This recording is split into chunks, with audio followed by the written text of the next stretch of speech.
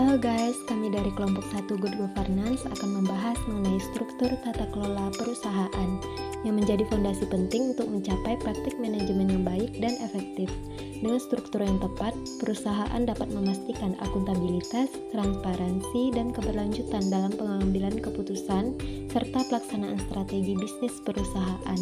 Sebelumnya, perkenalkan tim kami yang terdiri dari Natasha Deskadila, Diva Aulia Izaki, Puspa Ardila Ratnaningsi, dan Seli Marsiana Christine.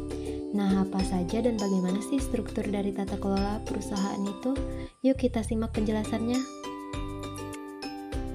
Perusahaan terbatas adalah suatu badan hukum yang membentuk persekutuan modal, didirikan berdasarkan suatu perjanjian, melakukan kegiatan usaha dengan seluruh modal dasar, yaitu jumlah seluruh saham yang boleh dikeluarkan suatu perseroan kepada pemegang saham, dibagi menjadi saham-saham dan memenuhi semua ICL lain yang relevan dan persyaratan peraturan penerapannya. Perusahaan tercatat adalah emiten atau perusahaan publik yang efeknya tercatat di bursa. Perusahaan yang terdaftar memerlukan modal di sektor yang lebih tinggi dan tunduk pada peraturan yang lebih ketat dan kompleks sehubungan dengan tata kelola perusahaan dan keterbukaan informasi.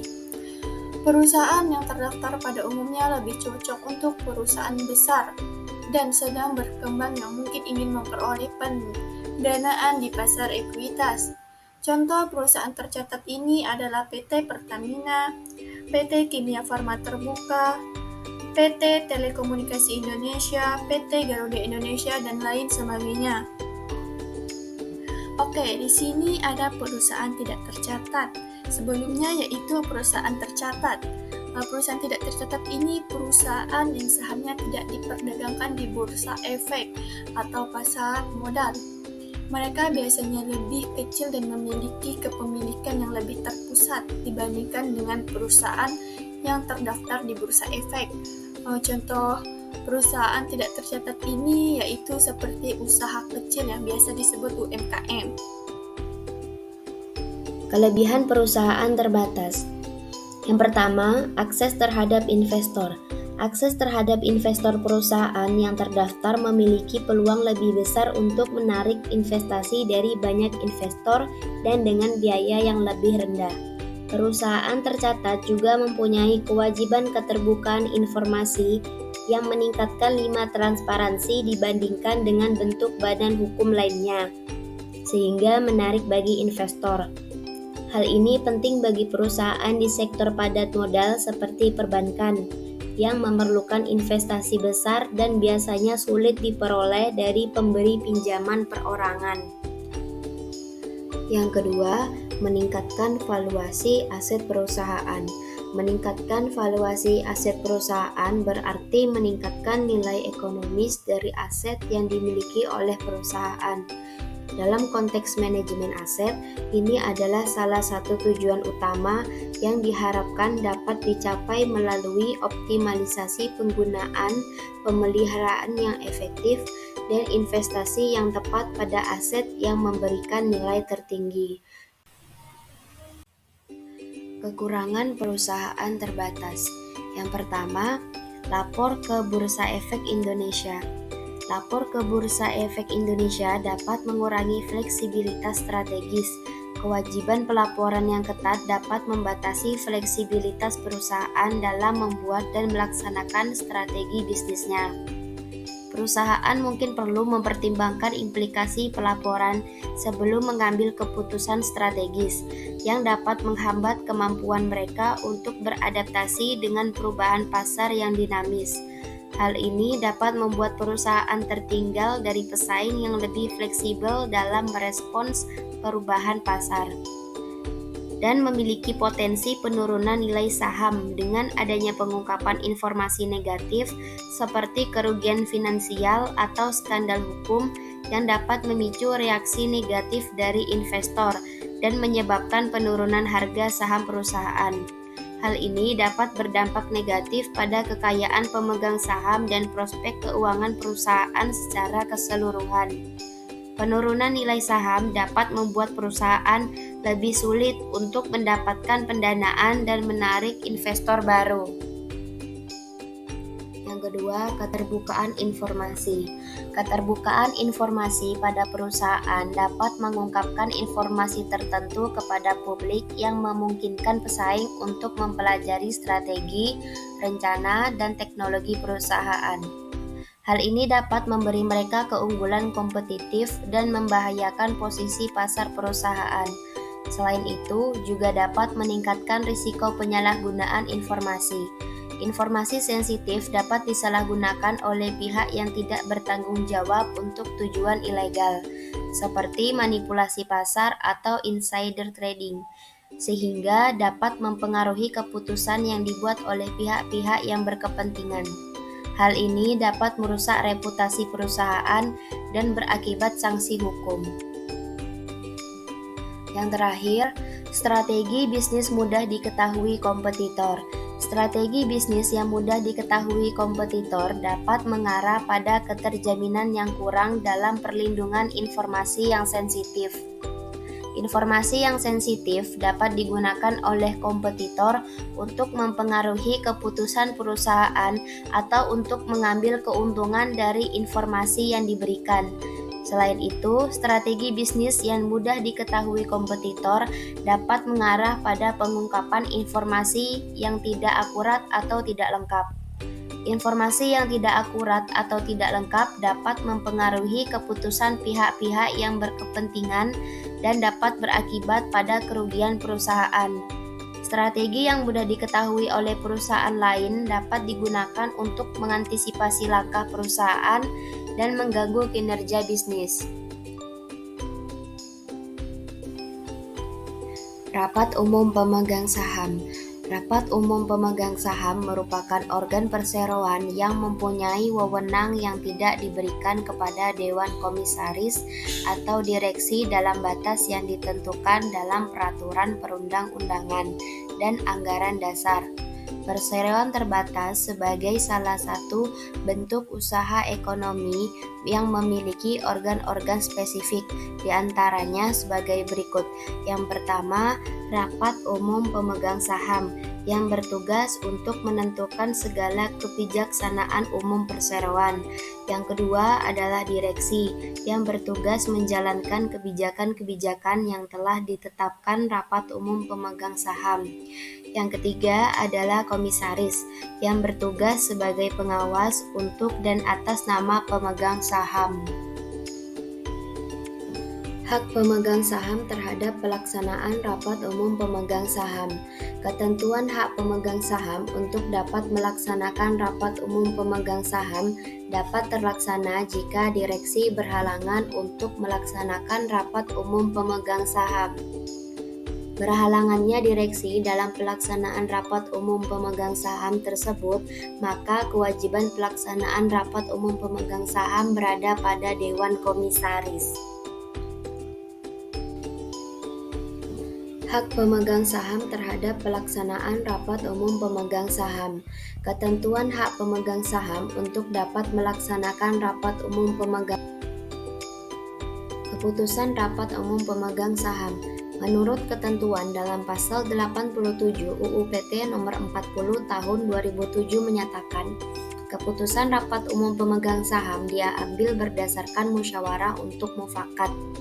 Dalam hal keputusan berdasarkan musyawarah untuk mufakat tidak tercapai, maka keputusan adalah sah jika disetujui lebih dari 1/2 bagian dari jumlah suara yang dikeluarkan, kecuali undang-undang dan atau anggaran dasar menentukan bahwa keputusan adalah sah jika disetujui oleh jumlah suara setuju yang lebih besar.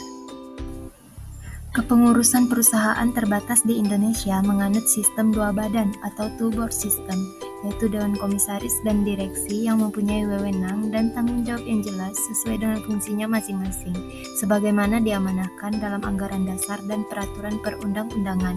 Namun demikian, keduanya mempunyai tanggung jawab untuk memelihara kesinambungan usaha perusahaan dalam jangka panjang. Oleh karena itu, Dewan Komisaris dan Direksi harus memiliki kesamaan persepsi terhadap visi, misi, dan nilai-nilai perusahaan. Dewan Komisaris adalah organ perusahaan yang bertugas dan bertanggung jawab secara kolektif untuk melakukan pengawasan dan memberikan nasihat kepada direksi serta memastikan bahwa perusahaan melaksanakan GCG.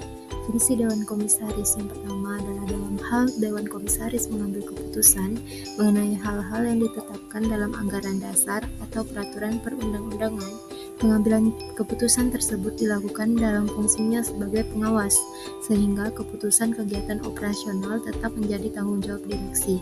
Kewenangan yang ada pada Dewan Komisaris tetap dilakukan dalam fungsinya sebagai pengawas dan penasihat. Dan yang kedua, Dewan Komisaris harus memiliki tata tertib dan pedoman kerja, sehingga pelaksanaan tugasnya dapat terarah dan efektif serta dapat digunakan sebagai salah satu alat penilaian kinerja mereka. Dan yang ketiga, Dewan Komisaris dalam fungsinya sebagai pengawas menyampaikan laporan pertanggungjawaban pengawasan atas pengelolaan perusahaan oleh direksi dalam rangka memperoleh pembebasan dan pelunasan tanggung jawab dari RUPS. Direksi sebagai organ perusahaan bertugas dan bertanggung jawab secara kolegial dalam mengelola perusahaan. Masing-masing anggota direksi dapat melaksanakan tugas dan mengambil keputusan sesuai dengan pembagian tugas dan wewenangnya. Namun, pelaksanaan tugas oleh masing-masing anggota direksi tetap merupakan tanggung jawab bersama. Fungsi direksi dalam kepengurusan yang pertama, direksi harus menyusun visi, misi, dan nilai-nilai serta program jangka panjang dan jangka pendek perusahaan untuk dibicarakan dan disetujui oleh Dewan Komisaris atau RUPS sesuai dengan ketentuan anggaran dasar. Yang kedua, direksi harus dapat mengendalikan sumber daya yang dimiliki oleh perusahaan secara efektif dan efisien. Dan yang ketiga, direksi harus memperhatikan kepentingan yang wajar dari pemangku kepentingan. Kemudian fungsi direksi dalam manajemen risiko yang pertama, direksi harus menyusun dan melaksanakan sistem manajemen risiko perusahaan yang mencakup seluruh aspek kegiatan perusahaan. Dan untuk setiap pengambilan keputusan strategis, termasuk penciptaan produk atau jasa baru, harus diperhitungkan dengan seksama dampak risikonya, dalam arti adanya keseimbangan antara hasil dan beban risiko. Dan yang ketiga, untuk memastikan dilaksanakannya manajemen risiko dengan baik, perusahaan perlu memiliki unit kerja atau penanggung jawab terhadap pengendalian risiko. Fungsi direksi dalam pengendalian internal yang pertama, direksi harus menyusun dan melaksanakan sistem pengendalian internal perusahaan yang handal dalam rangka menjaga kekayaan dan kinerja perusahaan serta memenuhi peraturan perundang-undangan. Untuk itu, perusahaan harus memiliki sistem pengendalian termasuk auditor internal dan auditor eksternal. Yang kedua, satuan kerja atau fungsi pengawasan internal bertugas membantu direksi dalam memastikan pencapaian tujuan dan kelangsungan usaha. Dengan yang pertama, melakukan evaluasi terhadap pelaksanaan program perusahaan. Yang kedua, memberikan saran dalam upaya memperbaiki efektivitas proses pengendalian risiko. Yang ketiga, melakukan evaluasi kepatuhan perusahaan terhadap ketentuan internal, pelaksanaan GCG dan perundang-undangan. Dan yang keempat, memfasilitasi kelancaran pelaksanaan audit oleh auditor eksternal. Kemudian satuan kerja atau pemegang fungsi pengawasan internal bertanggung jawab kepada direktur utama atau direktur yang membawahi tugas pengawasan internal. Satuan kerja pengawasan internal mempunyai hubungan fungsional dengan Dewan Komisaris melalui komite audit. Fungsi direksi dalam komunikasi yang pertama, direksi harus memastikan kelancaran komunikasi antara perusahaan dengan pemangku kepentingan dengan memberdayakan fungsi sekretaris perusahaan. Fungsi sekretaris perusahaan adalah yang pertama memastikan kelancaran komunikasi antara perusahaan dengan pemangku kepentingan, dan yang kedua menjamin tersedianya informasi yang boleh diakses oleh pemangku kepentingan sesuai dengan kebutuhan wajar dari pemangku kepentingan. Perusahaan yang sahamnya tercatat di Bursa Efek, perusahaan negara, perusahaan daerah, perusahaan yang menghimpun dan mengelola dana masyarakat, perusahaan yang produk dan jasanya digunakan oleh masyarakat luas, serta perusahaan yang mempunyai pengaruh terhadap kelestarian lingkungan, harus memiliki sekretaris perusahaan yang fungsinya dapat mencakup pula hubungan dengan investor. Kemudian fungsi direksi dalam tanggung jawab sosial, agar mendapat pengakuan dari masyarakat atas keberadaan perusahaan, maka direksi harus memperhatikan tanggung jawab sosial. Dengan demikian, dalam rangka mempertahankan keberlanjutan usaha perusahaan, direksi harus dapat memastikan dipenuhinya tanggung jawab sosial perusahaan. Direksi juga harus mempunyai perencanaan tertulis yang jelas dan fokus dalam melaksanakan tanggung jawab sosial perusahaan. Komite Dewan adalah komite yang dibentuk dan bertanggung jawab kepada Dewan Komisaris untuk membantu menjalankan tugas Dewan Komisaris yang terdiri dari Komite Audit, Komite Kebijakan Risiko, Komite Nominasi dan Remunerasi, dan Komite Kebijakan Corporate Governance. Komite Audit bertugas membantu Dewan Komisaris untuk memastikan bahwa yang pertama, laporan keuangan disajikan secara wajar sesuai dengan prinsip akuntansi yang berlaku umum. Yang kedua, struktur pengendalian internal perusahaan telah dapat dilaksanakan dengan baik. Yang ketiga, pelaksanaan audit internal maupun eksternal telah dilaksanakan sesuai dengan standar audit yang berlaku. Dan yang keempat, tindak lanjut temuan hasil audit dilaksanakan oleh manajemen.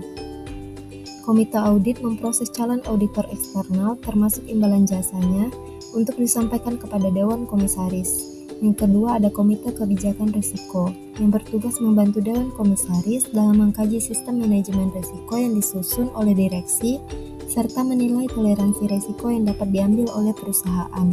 Anggota Komite Kebijakan Risiko terdiri dari anggota Dewan Komisaris, namun bila mana perlu dapat juga menunjuk pelaku profesi dari luar perusahaan.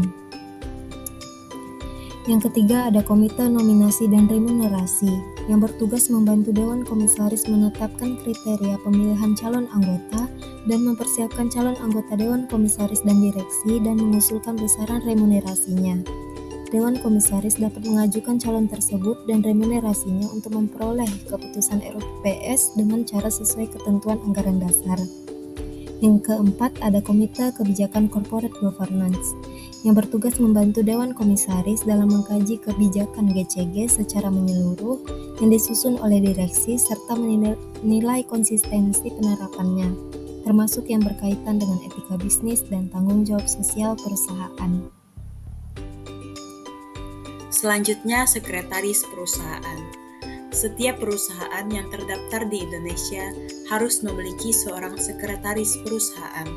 Tugasnya melibatkan pengamanan informasi perusahaan yang signifikan untuk publik, memberikan masukan kepada direksi tentang kepatuhan terhadap undang-undang pasar modal dan peraturan yang terkait, serta bertindak sebagai titik kontak utama antara emiten atau perusahaan tercatat dengan otoritas jasa keuangan dan masyarakat. Pembahasan selanjutnya yaitu audit internal. Otoritas jasa keuangan mewajibkan direksi perusahaan tercatat di Indonesia untuk membantu fungsi audit internal. Auditor internal memainkan peran yang sangat penting di banyak perusahaan publik di Indonesia dalam memperkuat standar tata kelolanya. Untuk melakukan audit diperlukan informasi yang dapat dinilai dan kriteria yang dapat digunakan sebagai dasar dalam mengevaluasi informasi tersebut. Berbagai jenis informasi dan kriteria dapat digunakan, dan proses evaluasi biasanya dilakukan oleh individu atau pihak yang memiliki kompetensi. Dengan demikian, audit internal berperan sebagai evaluasi dalam organisasi atau perusahaan untuk mengkaji dan menilai kegiatan yang telah dilakukan. Tujuannya adalah memberikan saran kepada manajemen guna meningkatkan efektivitas perusahaan di masa depan sesuai dengan hasil audit. Rekomendasi tersebut diajukan oleh para auditor berdasarkan penilaian mereka terhadap berbagai informasi yang telah dikumpulkan. Pemeriksaan yang dilakukan oleh auditor internal bertujuan untuk membantu pimpinan perusahaan atau manajer dalam melaksanakan tanggung jawabnya dengan menyediakan analisis, penilaian, saran, dan komentar terkait kegiatan yang diperiksa. Selanjutnya, auditor eksternal. Auditor eksternal adalah pengauditan yang dilakukan oleh auditor independen bersertifikat atau perusahaan atau organisasi audit yang memiliki lisensi dan akreditasi yang sesuai, yang merupakan kewajiban bagi perusahaan yang memenuhi kriteria. Kriteria yang dimaksud adalah sebagai berikut. Yang pertama, dianggap sebagai perusahaan yang telah diaudit kepatuhan atau perusahaan milik negara, perusahaan yang didanai investasi asing, komersial bank, lembaga kredit, lembaga keuangan, asuransi perusahaan, dan perusahaan tercatat. Audit kepatuhan adalah proses pemeriksaan yang bertujuan untuk mengevaluasi atau memastikan bahwa pihak pelapor telah mematuhi ketentuan mengenai prinsip pengenalan pengguna jasa dan kewajiban pelaporan kepada PPATK atau Pusat Pelaporan dan Analisis Transaksi Keuangan. Selanjutnya, yang kedua, perusahaan pengendali yang membuat laporan keuangan konsolidasi. Yang ketiga, menerbitkan surat berharga atau instrumen keuangan lainnya yang diperdagangkan di pasar terorganisir atau bursa efek.